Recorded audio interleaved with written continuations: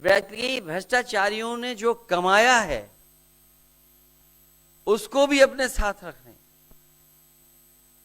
जहां उत्तर प्रदेश देश का सबसे बड़ा प्रदेश है, डबल इंजन की सरकार में जो दावा करते रहे डबल इंजन, उनकी होर्डिंग देखिए आप कि अब डबल वहां पर नहीं दिखाई देते हैं, अकेले दिखाई दे रहे हैं।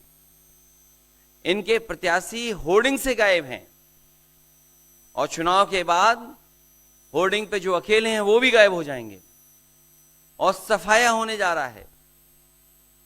इनका एक ही नारा है, झूठ बोलने का और लूटने का। लूट और झूठ भारतीय जनता पार्टी की पहचान बन गई है। पेपर लीक कितने हुए हैं? एक दो होते तो ठीक था, लेकिन 10 पेपर लीक हुए। और मैंने कई मौकों पर वो बात बताई कि अगर एक परिवार के हम केवल 3 सदस्यों को मान लें, जिस व्यक्ति ने परीक्षा लिखने की तैयारी की, जो परीक्षा नहीं दे पाया पेपर लीक के कारण, और उसके माँ बाप को अगर हम जोड़ लें तो ऐसे 60 लाख नौजवान हैं। 60 लाख नौजवानों का भविष्य अंधकार में डाल दिया।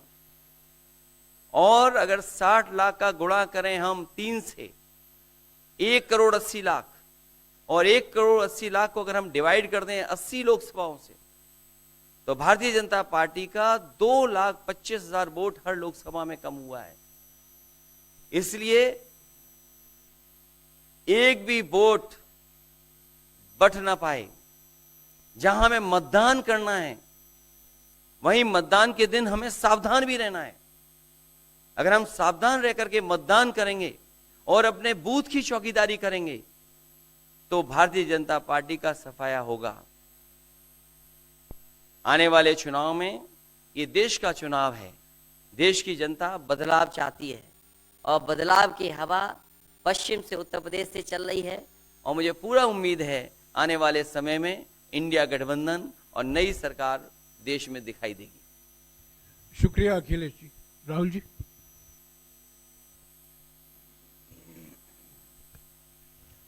नमस्कार। रामनवमी की आप सबको, देश को बहुत बहुत शुभकामनाएं। ये चुनाव विचारधारा का चुनाव है। एक तरफ आरएसएस और बीजेपी जो संविधान है, लोकतांत्रिक सिस्टम है, उसको खत्म करने की कोशिश कर रही है, और दूसरी तरफ इंडिया गठबंधन, कांग्रेस पार्टी संविधान को, लोकतंत्र को डिफेंड करने की कोशिश कर रही है, उसकी रक्षा कर रही है। चुनाव में 2-3 बड़े मुद्दे हैं। सबसे बड़ा बेरोजगारी, दूसरे नंबर पर महंगाई, भागीदारी। मगर बीजेपी 24 घंटा डिस्ट्रैक्शन करने में लगी रहती है। कभी प्रधानमंत्री समुद्र के नीचे चले जाते हैं, कभी आसमान में सी प्लेन पे चले जाते हैं, मगर जो मुद्दे हैं उनके बारे में ना प्रधानमंत्री ना बीजेपी बात करती है। कुछ दिन पहले प्रधानमंत्री ने एएनआई को बहुत लंबा इंटरव्यू दिया। स्क्रिप्टेड था मगर फ्लॉप शो था। प्रधानमंत्री जी ने उसमें इलेक्टोरल बॉन्ड्स समझाने की कोशिश की। प्रधानमंत्री जी कहते हैं कि इलेक्टोरल बॉन्ड्स का सिस्टम ट्रांसपेरेंसी के लिए लाया गया, राजनीति को साफ करने के लिए लाया गया। अगर यह सच है तो उस सिस्टम को सुप्रीम कोर्ट ने रद्द क्यों किया? और दूसरी बात, अगर आप ट्रांसपेरेंसी लाना चाहते थे तो जिन लोगों ने आपको पैसा दिया, बीजेपी को पैसा दिया, हजारों करोड़ रुपए दिए, उनका नाम आपने क्यों छुपाया था? और जिन तारीखों पे उन्होंने आपको पैसा दिया, उसको आपने क्यों छुपाया था? पता लगता है हजारों करोड़ रुपए का कॉन्ट्रैक्ट किसी कंपनी को मिलता है, उसके एकदम बाद वो कंपनी बीजेपी को पैसा देती है। सीबीआई की इंक्वायरी होती है, ईडी की इंक्वायरी होती है किसी कंपनी पर, शुरू होती है, उसके 10-15 दिन बाद कंपनी करोड़ों रुपए बीजेपी को देती है और फिर सीबीआई की इंक्वायरी, ईडी की इंक्वायरी बंद हो जाती है। सड़क पे इसको एक्सटॉर्शन कहते हैं, एक्सटॉर्शन कहते हैं सड़क पे। तो ये जो है इलेक्टोरल बॉन्ड्स का जो स्कीम है, ये दुनिया का सबसे बड़ा एक्सटॉर्शन का स्कीम है। हिंदुस्तान के सारे बिजनेसमैन इस बात को समझते हैं, जानते हैं, और प्रधानमंत्री जितनी भी सफाई देना चाहें कोई फर्क नहीं पड़ने वाला है, क्योंकि पूरा देश जानता है कि प्रधानमंत्री भ्रष्टाचार के चैंपियन है। धन्यवाद। शुक्रिया राहुल जी। अच्छा, एक और बात, आपने जयराम जी आपने कहा कि जो भी आपको क्वेश्चंस पूछने हैं आप पूछेंगे, और ये ओपन एंडेड प्रेस कॉन्फ्रेंस है। बट इसमें एक और बात, मुझे पहले ही 2-3 बीजेपी वाले क्वेश्चंस पता लग जाते हैं, तो वो तो गारंटी पूछे जाएंगे, तो उनके लिए मैं तैयार हूं। आजकल गारंटी का जमाना है राहुल जी। पहला सवाल महिकार जी, हिंदुस्तान दी डेली से। माइक दीजिएगा।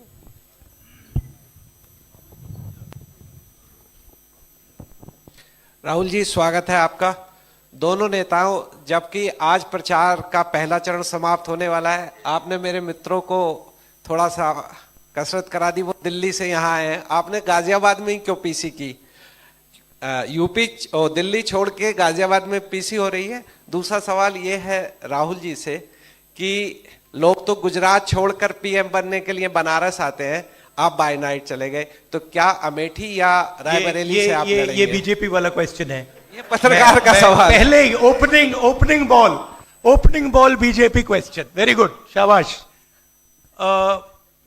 देखिए, अमेठी की बात कांग्रेस का डिसीजन है, जो भी मुझे ऑर्डर मिलेगा मैं वो करूंगा। सीईसी मीटिंग, हमारी पार्टी में सीईसी मीटिंग्स में ये डिसीजन लिए जाते हैं। बट पहला बीजेपी का question, good question, thank you. Amar Ujala से निशा, आप थोड़ा शांत हो जाइए यहाँ प्लीज।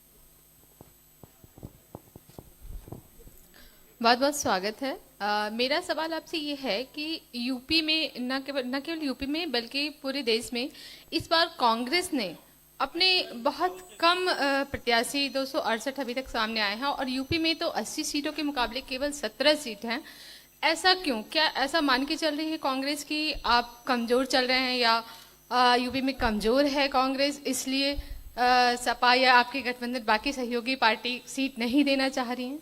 नहीं, हमने डिसीजन लिया है कि इंडिया गठबंधन चुनाव लड़ेगा, और हमने सीट शेयरिंग की है, और ओपन माइंडेड तरीके से दिल खोल के हमने सीट शेयरिंग की है।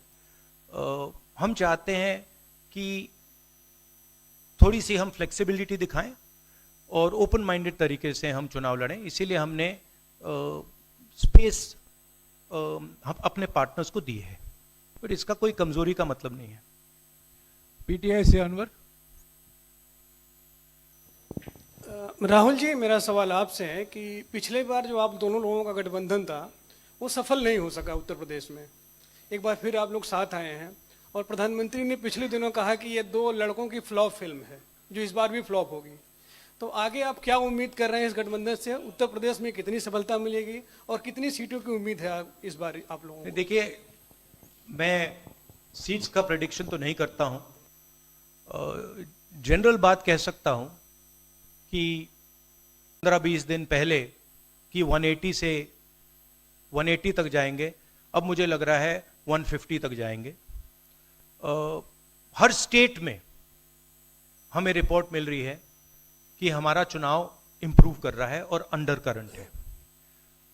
जहां तक गठबंधन की बात है, यूपी गठबंधन की बात है, बड़ा पावरफुल गठबंधन है और बहुत अच्छा परफॉर्मेंस होगा हमारा उत्तर प्रदेश में।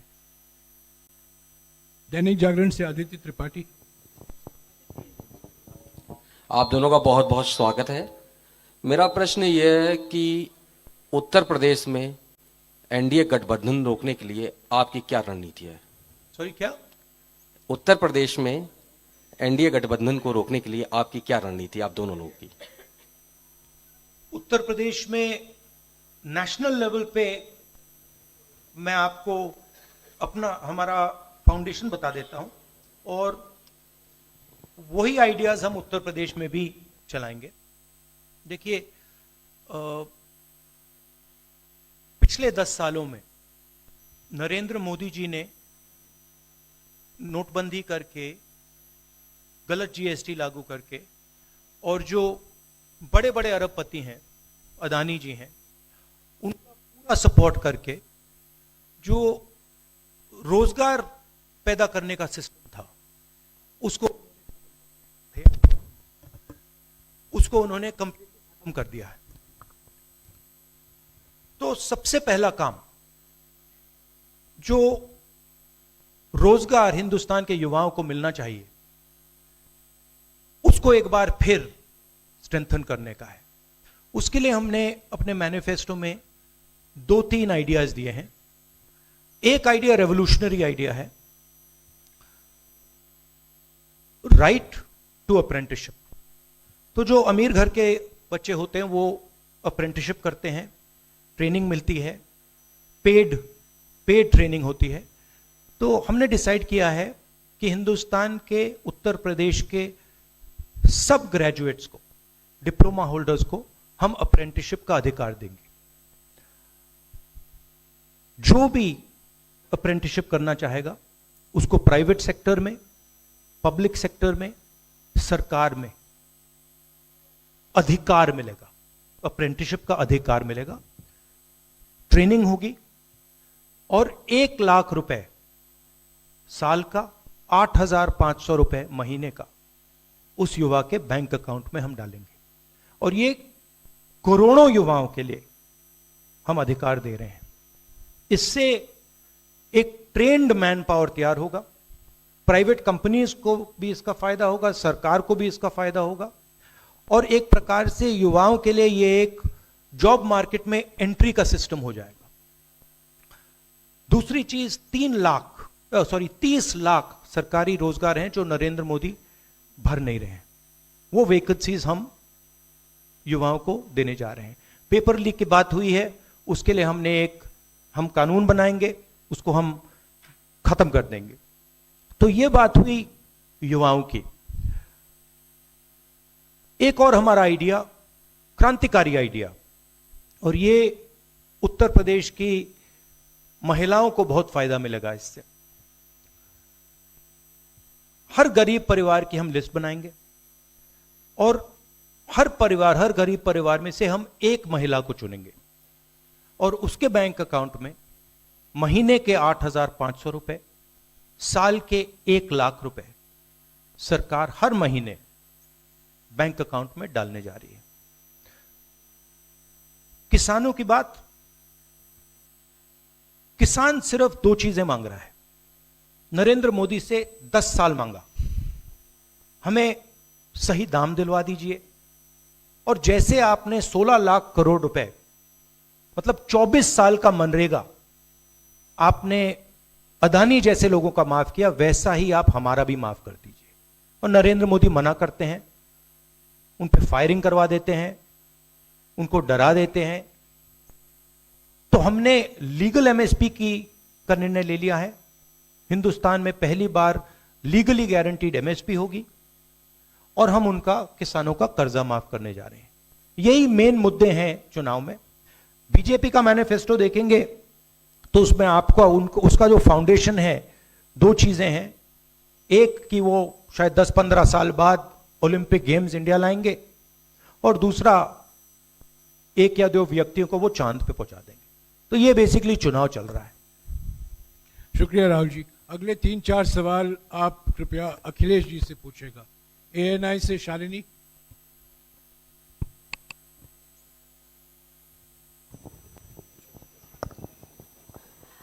पहला सवाल राहुल जी से है। अखिलेश जी से पूछेगा प्लीज। उन्होंने कृपया लगा दिया, इसलिए अब हमसे पूछिए। दोनों से पूछूंगी सर। पहला सवाल राहुल जी से है, जैसे कि पीएम ने कहा है कि मैं देश बचा रहा हूं, लेकिन इंडिया अलायंस जो है वो परिवार बचा रहा है, इस पर क्या कहेंगे सर?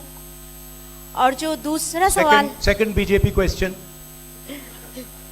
सर, दूसरा जो सवाल है मेरा वो ये है, जादूगर कहा है उन्होंने राहुल जी को, और उन्होंने कहा एएनआई को जब इंटरव्यू दिया उसमें बोला कि ऐसा कौन सा जादू है कि एक झटके में गरीबी मिटा सकते हैं।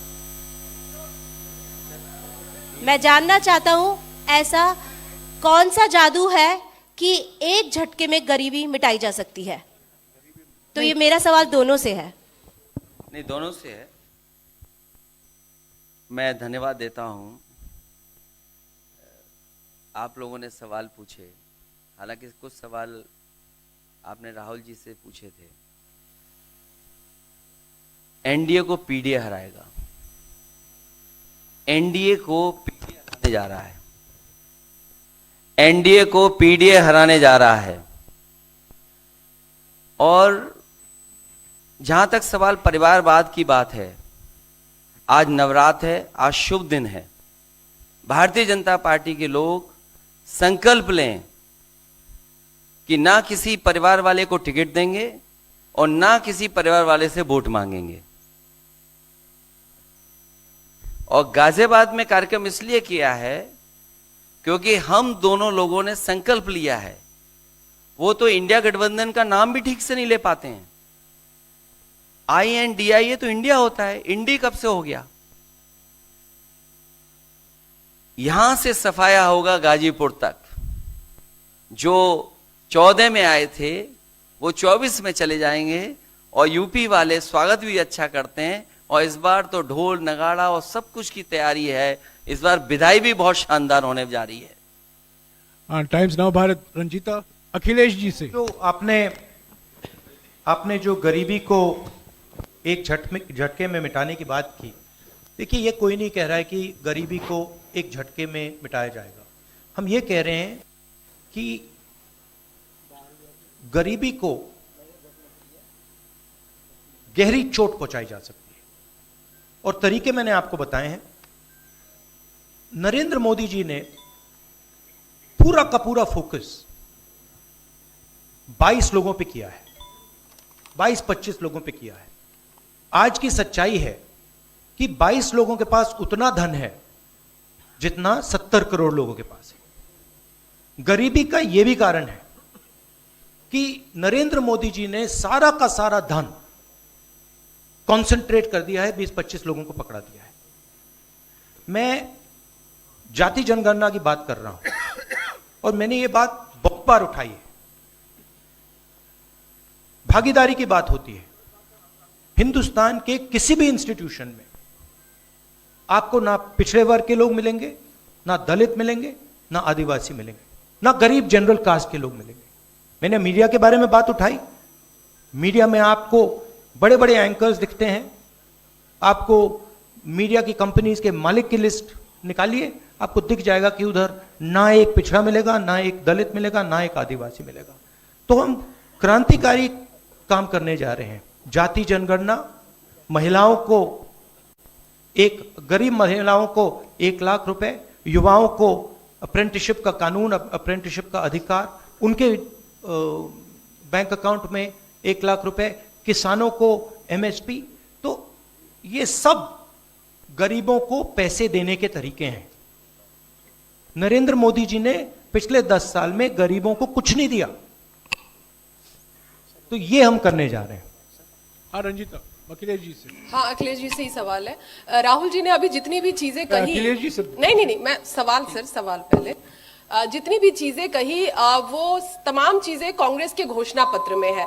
क्या इंडिया गठबंधन का अपना कोई साझा जो है वो मैनिफेस्टो होगा? अखिलेश जी, क्या जो राहुल जी कह रहे हैं क्या वही तमाम चीजें सपा की भी है, या सपा कुछ अलग भी घोषणाएं कर रही है चुनाव में? इंडिया गठबंधन नई उम्मीद है, और जैसा कि राहुल जी ने कहा कि उनके मैनिफेस्टो में बहुत सारी चीजें हैं जिससे गरीबी दूर की जा सकती है। उसी से जोड़ करके मैं ये कहना चाहता हूं कि जिस समय हमारा देश का किसान खुशहाल हो जाएगा, जिस दिन देश के किसान को अपनी लाभकारी मूल्य मिलने लगेगा फसल का, और मैं समझता हूं जितने भी राजनीतिक दल हैं और खासकर जो इंडिया गठबंधन के साथी हैं, वो ये बात कह रहे हैं कि हम एमएसपी की गारंटी देंगे या किसानों को लाभकारी मूल्य देंगे, और जिस दिन भारत सरकार किसानों की आय बढ़ा देगी, गरीबी दूर होना शुरू हो जाएगी। और मैं कई मौकों पर कह रहा हूं कि जाति जनगणना भी एक हमारा मुद्दा है। बिना सामाजिक न्याय के, बिना जाति की गैर बराबरी खत्म किए हुए हम अपने समाज को आगे नहीं बढ़ा सकते।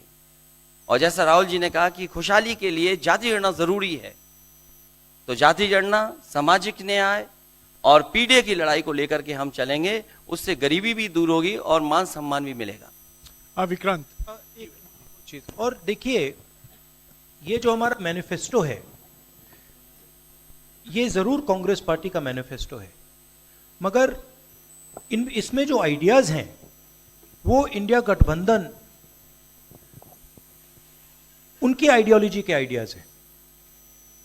और अगर समाजवादी पार्टी का कोई सजेशन हो या किसी और भी इंडिया गठबंधन की पार्टी का सजेशन हो, उसको हम सब ऑन बोर्ड करेंगे। तो हमारा मतलब जॉइंटली काम होता है, हम बातचीत करके, कंसल्ट करके काम करते हैं और फ्लेक्सिबिलिटी दिखाते हैं। और हम लोग G20 की तरह नहीं है, केवल 2 का चलता हो, बाकी सब 0 हो। अखिलेश जी समझने में वक्त लगेगा। अखिलेश जी G20। अखिलेश जी एक मिनट अखिलेश जी अखिलेश जी को बुलाया है। अखिलेश जी, राहुल जी, आप दोनों लोग, अखिलेश जी सामने, अखिलेश जी, राहुल जी, आप दोनों लोग 2017 में साथ आए थे, दोनों ने लखनऊ में प्रेस कॉन्फ्रेंस भी की थी, लेकिन 19 और 22 में आप दोनों अलग अलग हो गए, 24 में फिर साथ आए हैं। आखिर क्या वो मोमेंट क्या था जब दोनों के दिल में आया कि हाँ, हमको साथ आना चाहिए, जरूरी है? 7 साल बाद दोनों के दिल में कब ये मोमेंट आया कि हाँ, चलना है साथ? मूवमेंट क्यों बताना, हम साथ आ गए और साथ आ गए, यही मूवमेंट है।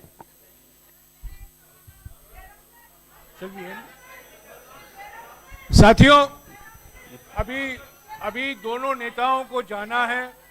उसके पहले हमारा गठबंधन का एक गीत है, वो जारी किया जाएगा, और हमारे 4 उम्मीदवार जो हैं वो राहुल जी और अखिलेश जी से एक फोटो खिंचवाएंगे।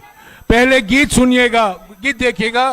प्रेस कॉन्फ्रेंस समाप्त हुआ है, प्रेस कॉन्फ्रेंस समाप्त हुआ।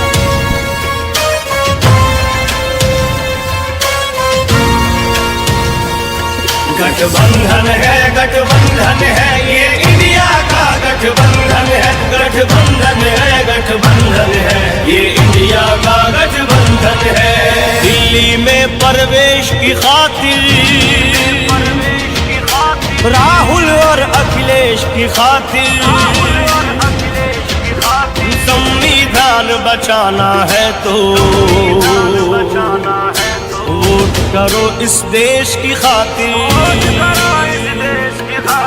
उम्मीद किसानों की इनसे, मजदूरों की आस यही है, देश बदलना है इनको ही,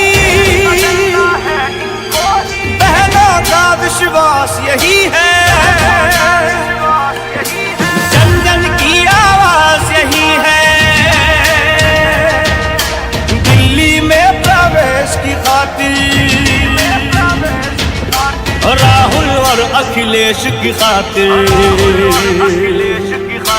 वोट करो इस देश की खातिर, वोट करो इस देश की खातिर, राहुल अखिलेश की खातिर।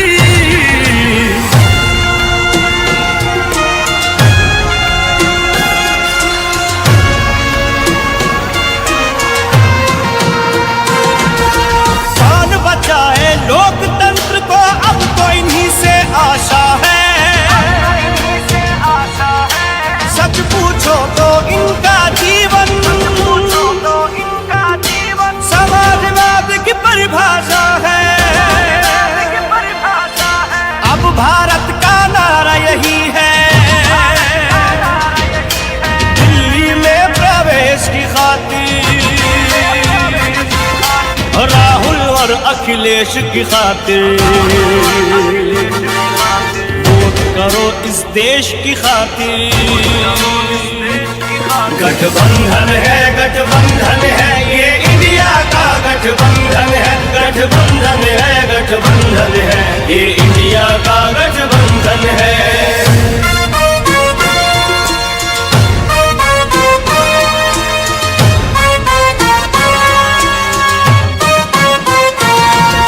नेताजी के लाल तुम ही हो, और देश का मान तुम ही हो, कृष्ण कन्हैया के वंशज हो, यदुकुल का सम्मान तुम ही हो। अब धर्म युद्ध को लड़ना है तो दिल्ली में प्रवेश की खातिर, राहुल और अखिलेश की खातिर, वोट करो इस देश की खातिर। गठबंधन है, गठबंधन है, ये इंडिया का गठबंधन है, गठबंधन है, गठबंधन है, ये इंडिया का गठबंधन है, इंडिया का गठबंधन है। साथियों, अभी हमारे उम्मीदवार हैं डॉली शर्मा गाजियाबाद से, अमरपाल शर्मा जी बागपत से, महेंद्र नागर गौतम बुद्ध नगर से और शिवराम वाल्मीकि जी बुलंदशहर से। कृपया मंच पर आइए और राहुल जी और अखिलेश जी के साथ फोटो खिंचाएंगे।